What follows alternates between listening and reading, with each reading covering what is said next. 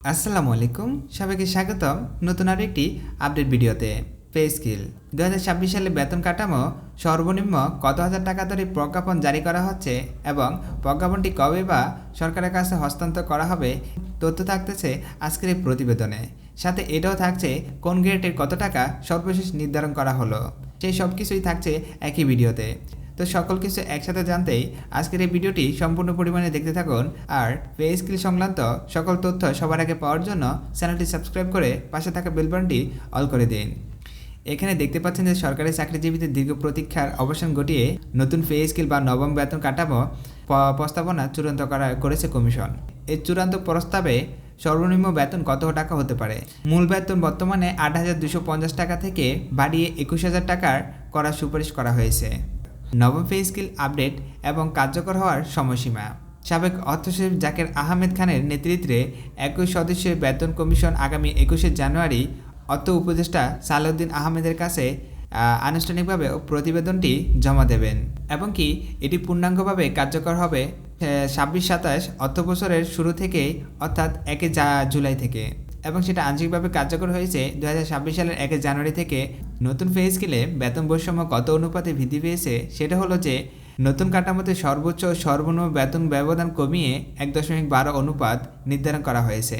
সর্বনিম্ন গ্রেডের মূল বেতন হতে পারে ১৮,০০০ টাকা থেকে ২৫,০০০ টাকার মধ্যে, এবং কি সর্বোচ্চ গ্রেডের যারা রয়েছে তাদের বেতন হতে পারে ৭৮,০০০ টাকা থেকে ১,২০,০০০ টাকা পর্যন্ত।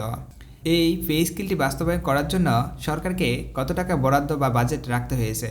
সরকারকে এই পে স্কেলটি বাস্তবায়ন করতে হলে পূর্ণাঙ্গভাবে ৭০ থেকে ৮০,০০০ কোটি টাকা প্রয়োজন।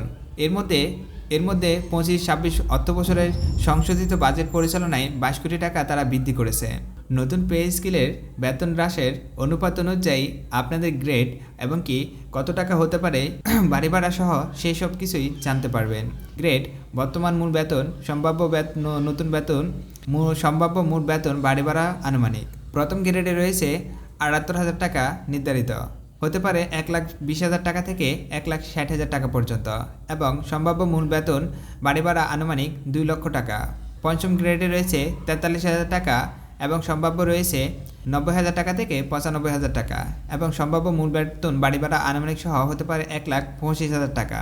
নবম গ্রেডে রয়েছে প্রথম শ্রেণী ২২,০০০ টাকা এবং সম্ভাব্য রয়েছে ৪৬,০০০ টাকা থেকে ৫০,০০০ টাকা, বাড়ি ভাড়া সহ আনুমানিক হতে পারে ৭০,০০০ টাকা।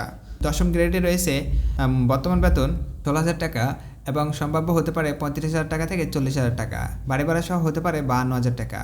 ১১তম রয়েছে ১২,৫০০ টাকা, ২৭,০০০ টাকা থেকে ৩০,০০০ টাকা, এবং বাড়ি ভাড়া সহ তা আনুমানিক হতে পারে ৪০,০০০ টাকা। ৯,৭০০ টাকা বর্তমান বেতন এবং সম্ভাব্য রয়েছে ২২,০০০ টাকা থেকে ২৫,০০০ টাকা, যা সব কিছু মিলিয়ে সম্ভাব্য এবং বাড়ি ভাড়া সহ হতে পারে ৩৩,০০০ টাকা।